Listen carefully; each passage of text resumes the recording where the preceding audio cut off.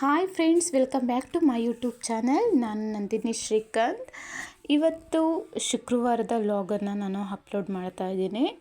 ನೋಡ್ತಾ ಇರ್ಬೋದು ನೀವು, ನಾನು 6 o'clock ಎದ್ದು ಬಾಗಿಲಿಗೆಲ್ಲ ನೀರು ಹಾಕಿ ರಂಗೋಲಿ ಎಲ್ಲ ಬಿಟ್ಟು ಈಗ ನಾನು ಅಡುಗೆ ರೂಮಿಗೆ ಬಂದಿದ್ದೀನಿ.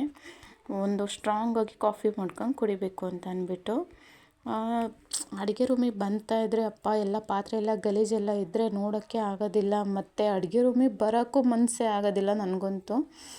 ಆದರೆ ಏನಪ್ಪ ಅಂತ ಅಂದರೆ ಇವತ್ತು ನೈಟೆಲ್ಲ ಕ್ಲೀನ್ ಮಾಡಿಕೊಂಡು ಮಲಗಿದ್ರೇ ಒಂಥರ ಸಮಾಧಾನ ಅಲ್ವಾ, ಯಾರಿಗೇ ಆಗಲಿ ಹೆಣ್ಮಕ್ಳುಗಳಿಗೆ. ಬೆಳಗ್ಗೆ ಎದ್ದ ಕೂಡಲೇ ಅಡುಗೆ ರೂಮು ನೀಟಾಗಿದ್ದರೆ ನೋಡೋಕ್ಕೂ ಬೆಳಗ್ಗೆ ಎದ್ದ ತಕ್ಷಣ ಚೆನ್ನಾಗಿರುತ್ತೆ, ಮೈಂಡು ಚೆನ್ನಾಗಿರುತ್ತೆ, ಅಡುಗೆ ಮಾಡೋಕ್ಕೂ ಕೂಡ ಫುಲ್ ಖುಷಿ ಆಗುತ್ತೆ. ಟಿಫನ್ ಏನು ಮಾಡೋದು ಅಂತ ನೈಟೇ ಡಿಸೈಡ್ ಮಾಡ್ಕೊಂಡಿರ್ತೀವಿ, ಬೆಳಗ್ಗೆ ಎದ್ದು ಬರೋಕ್ಕೂ ಕೂಡ ಚೆನ್ನಾಗಿರುತ್ತೆ. ನನಗಂತೂ ಹಾಗೇ ಏನಪ್ಪ ಮಾಡೋದು ಅಂತ ನೈಟೆಲ್ಲ ತಲೆ ಕೆಟ್ಟೋಗಿತ್ತು. ಹಾಗಾಗಿ ನೈಟು ಏನು ಟಿಫನ್ ಮಾಡೋದು ಅಂತ ಎಲ್ಲ ರೆಡಿ ಮಾಡ್ಕೊಂಡು ಇವಾಗ ಮೊದಲು ಸ್ಟ್ರಾಂಗಾಗಿ ಕಾಫಿ ಮಾಡ್ಕೊಂಡು ಫಸ್ಟ್ ಕುಡಿಯೋಣ ಅಂತ ಅಂದ್ಬಿಟ್ಟು ಫಸ್ಟು ಹಾಲನ್ನು ಕಾಯಿಸೋಕ್ಕೆ ಇಟ್ಟಿದ್ದೆ. ಇವಾಗ ಹಾಲೆಲ್ಲ ಕಾದಿದೆ. ಇವಾಗ ಅದಕ್ಕೆ ಎಷ್ಟು ಬೇಕೋ ಅಷ್ಟು ಶುಗರನ್ನು ಆ್ಯಡ್ ಮಾಡಿಕೊಂಡು, ನನಗೆ ಈ ಕಾಫಿ ಪುಡಿ ಅಂದರೆ ಲೆವಿಸ್ಟಾ ತುಂಬಾ ಇಷ್ಟ. ತುಂಬ ಟೇಸ್ಟ್ ಇರುತ್ತೆ ಮತ್ತು ಏನೋ ಒಂಥರ ಸೆಳೆತ ಅದರಿಂದ. ತುಂಬ ಕುಡಿಬೇಕು, ಕಾಫಿ ಮಾಡ್ಕೊಂಡು ಕುಡಿಬೇಕು ಅನಿಸುತ್ತೆ ಆ ಕಾಫಿ ಪೌಡರಿಂದ. ಮಾತ್ರ ಮೊದಲು ಬ್ರೂ ಕುಡಿತಿದ್ದೆ, ಇವಾಗ ಇದು ಇಷ್ಟ ಆಗಿ ಇದನ್ನು ಕಂಟಿನ್ಯೂ ಮಾಡ್ತಿದ್ದೀನಿ. ಬೆಳಗ್ಗೆ ಎದ್ದ ತಕ್ಷಣ ಇದು 1 ಲೋಟ ಕಾಫಿ ಕುಡಿದು ಆದರೆ ಏನೋ ಒಂಥರ ಸಮಾಧಾನ ಆಗುತ್ತೆ. ಈಗ ನೋಡ್ತಾ ಇರ್ಬೋದು, ನಾನು ಅದನ್ನು ಕಟ್ ಮಾಡಿ ಹಾಕ್ಕೊಳ್ತಿದ್ದೀನಿ. ಯಾಕೋ ಬರ್ತಾ ಇರಲಿಲ್ಲ, ಸ್ವಲ್ಪ ಜಾಸ್ತಿ ಕಟ್ ಮಾಡಿಬಿಟ್ಟು ಇವಾಗ ಮತ್ತೆ ಹಾಕ್ತಾಯಿದ್ದೆ. ಹಾಕಿ ನೀಟಾಗಿ ಮಿಕ್ಸ್ ಮಾಡಿಕೊಂಡು 1 ಲೋಟ ಕಾಫಿ ಕುಡಿಯೋಣ ಅಂತ ಅಂದ್ಬಿಟ್ಟು ಫಸ್ಟು ಕಾಫಿಯಿಂದ ಶುರು ಮಾಡ್ತಾಯಿದ್ದೀನಿ. ಮನಸ್ಸಿಗೆ ತೃಪ್ತಿ ಅನಿಸುತ್ತೆ. ಯಾರಿಗೇ ಆಗಲಿ ಮೈಂಡು ಫ್ರೆಶ್ ಆಗಬೇಕು ಅಂದರೆ ಬೆಳಗ್ಗೆ ಎದ್ದ ತಕ್ಷಣವೇ ಕಾಫಿ ಕುಡಿದ್ರೆ ಏನೋ ಒಂಥರ ಸಮಾಧಾನ ಅಲ್ವಾ. ಹಾಗಾಗಿ ಇವಾಗ ನಾನು 1 ಲೋಟ ಕಾಫಿನ ರೆಡಿ ಮಾಡಿಕೊಂಡು ಕುಡಿಯೋಕ್ಕೆ ಅಂತ ರೆಡಿ ಮಾಡ್ಕೊಳ್ತಾ ಇದ್ದೀನಿ. ಎಲ್ಲರಿಗೂ ಏನಪ್ಪ ಅಂತ ಅಂದರೆ ಬೆಳಗ್ಗೆ ಎದ್ದೇಳೋದೇ ಕಷ್ಟ ಹೆಣ್ಮಕ್ಳಿಗೆ. ನೈಟೆಲ್ಲ ಮಲಗೋದೇ ಲೇಟಾಗಿರುತ್ತೆ, ಮಾರ್ನಿಂಗ್ ಬೇಗ ಎದ್ದೇಳಬೇಕು ಅಂದರೆ ಅಯ್ಯೋ ಅನಿಸ್ತಿರುತ್ತಲ್ವ ಯಾರಿಗೇ ಆಗಲಿ. ನಮ್ಮದು ಅದೇ ಕಥೆನೇ. ಆದರೆ ಏನು ಮಾಡೋದು ಅಂದರೆ ಮಕ್ಕಳು ಎಲ್ಲ ಸ್ಕೂಲ್ಗೆ ಹೋಗ್ತಾರಲ್ಲ, ಹಾಗಾಗಿ ಬೇಗ ಎದ್ದೇಳಲೇಬೇಕು, ಮಾಡಲೇಬೇಕು, ನಮ್ಮ ಡೈಲಿ ಕರ್ತವ್ಯ ನಿರ್ವಹಿಸಲೇಬೇಕಲ್ವ. ಹಾಗಾಗಿ ಈಗ ಕಾಫಿ ರೆಡಿಯಾಗಿದೆ. ನಾನಿವಾಗ ಕಾಫಿನ ಕುಡಿಯೋಕ್ಕೆ ಅಂತ ಅಂದ್ಬಿಟ್ಟು ರೆಡಿ ಮಾಡಿ ಇಟ್ಕೊಂಡಿದ್ದೀನಿ. ಅಪ್ಪ ಕಾಫಿ ಘಮ ಘಮ ಅಂತಿದೆ, ಕುಡಿಬೇಕು ಅಂತ ಅನ್ನಿಸ್ತಾ ಇದೆ. ನನಗಂತೂ ಸಖತ್ ಇಷ್ಟ ಈ ಕಾಫಿ ಅಂದರೆ. ಮೊದಲು ಜಾಸ್ತಿ ಟೀ ಕುಡಿತಿದ್ವಿ, ಇವಾಗ ಟೀ ಎಲ್ಲ ಬಿಟ್ಬಿಟ್ಟು ಇವಾಗ ಕಾಫಿ ಶುರು ಮಾಡ್ಕೊಂಬಿಟ್ಟಿದ್ದೀವಿ. ಹಸ್ಬೆಂಡು ನಾವು ಕಾಫಿ ಕುಡಿತೀವಿ, ಅವರು ಹೇಳೋದು ಲೇಟ್ ಆಗುತ್ತೆ, ಹಾಗಾಗಿ ನಾನು ಬೇಗನೆ ಕಾಫಿನ ಕುಡಿತಾ ಇದ್ದೀನಿ. ಇವತ್ತು ನಾನು ಅವ್ರ ಜೊತೆನೇ ಶೇರ್ ಮಾಡೋದು ಡೈಲಿ. ಬಟ್ ಅವರು ಇವತ್ತು ಯಾಕೋ ತುಂಬ ತಲೆನೋವ್ತಾಯಿತ್ತು, ಬೇಗ ಕುಡಿಬೇಕು ಅಂತ ಅನ್ನಿಸ್ತಿತ್ತು. ಅದು ಹಂಗಾಗಿ ನಾನು ಇವತ್ತು ಫಸ್ಟೇ ಅವ್ರಿಗಿಂತ ಮೊದಲೇ ಕಾಫಿನೇ ಕುಡಿತಾ ಇದ್ದೀನಿ.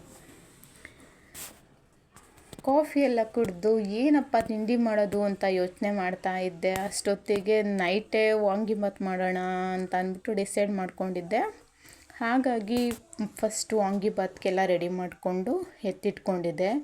ಬಟ್ ಆ ವೀಡಿಯೋಸ್ ಎಲ್ಲ ಸ್ಕಿಪ್ ಆಗಿಬಿಟ್ಟಿದ್ದೆ. ನಾನು ಆನ್ ಮಾಡಿ ಇಟ್ಟಿದ್ದೀನಿ ಅಂತ ಅಂದ್ಕೊಂಡ್ಬಿಟ್ಟಿದ್ದೆ, ಬಟ್ ಆ ವೀಡಿಯೋಸ್ನೇ ಆ್ಯಡ್ ಆಗಿಲ್ಲ. ಅದಕ್ಕೆ ನಾನು ಅದನ್ನು ಹಾಕೋಕ್ಕಾಗಿಲ್ಲ. ಇದು ನಾನು ಮಧ್ಯಾಹ್ನಕ್ಕೆ ಸಾಂಬಾರು ಏನು ಬೇಕು ಅಂತ ಮಾಡ್ಕೊಳ್ತಿದ್ದೆ, ಅದು ವೀಡಿಯೋನ ನಾನು ಕಂಟಿನ್ಯೂ ಮಾಡ್ತಾಯಿದ್ದೀನಿ. ಇದು ಮೂಲಂಗಿ ಮತ್ತು ಬೇಳೆ ಮತ್ತು ಆಲೂಗೆಡ್ಡೆ ಮತ್ತು ಬೀನ್ಸ್ ಹಾಕಿ ಕೂಗಿಸ್ಕೊಂಡಿದ್ದೆ. 3 ವಿಷಲ್ ಕೂಗಿಸ್ಕೊಂಡಿದ್ದೆ. ಇವಾಗ ನಾನು ಕಾಯಿ ಮತ್ತು ಶುಂಠಿ ಸ್ವಲ್ಪ ಕೊತ್ತಂಬರಿ ಹಾಕಿ ಪೇಸ್ಟ್ ಮಾಡಿಕೊಂಡು ಈಗ ಅದಕ್ಕೆ ಮಸಾಲೆನ ಹಾಕ್ಕೊಳ್ತಾ ಇದ್ದೀನಿ. ಸ್ವಲ್ಪ ಸಾಂಬಾರು ಪುಡಿನ ಹಾಕಿ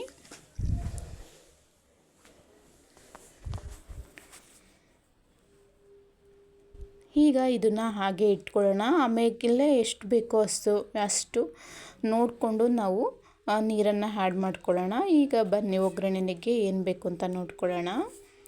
ಈಗ ನಾನು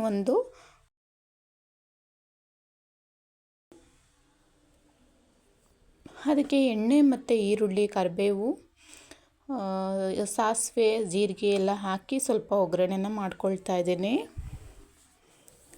ಇಷ್ಟೇ ನಾವು ಒಗ್ಗರಣೆಗೆ ಯೂಸ್ ಮಾಡೋದು. ತುಂಬ ಚೆನ್ನಾಗಿರುತ್ತೆ, ಟೇಸ್ಟ್ ಕೂಡ ಸಖತ್ತಾಗಿರುತ್ತೆ. ಈ ಥರ ನೀವು ಕೂಡ ಒಮ್ಮೆ ಟ್ರೈ ಮಾಡಿ ಬೇಕಾದರೆ, ತುಂಬ ಚೆನ್ನಾಗಿರುತ್ತೆ. ಮೂಲಂಗಿ ಬೇಳೆ ಸಾಂಬಾರಿಗೆ ಈ ಥರ ಒಗ್ಗರಣೆ ಕೊಡೋದ್ರಿಂದ. ಹೀಗಾಗಿದೆ, ನಾನು ಎಲ್ಲ ಮಸಾಲೆನೂ ಒಟ್ಟಿಗೆ ಇಟ್ಕೊಂಡಿದ್ನಲ್ಲ, ಹಾಗಾಗಿ ಅರ್ಜೆಂಟಿಗೆ ಅಡುಗೆ ಮಾಡಬೇಕಾದ್ರೆ ಹೇಗಪ್ಪ ಅನ್ನಿಸ್ತಿರುತ್ತೆ. ಬೇಗ ಬೇಗ ಆದರೆ ಸಾಕಲ್ಲಪ್ಪ ಅಂತ ಅನ್ನಿಸ್ತಿರುತ್ತಲ್ವ.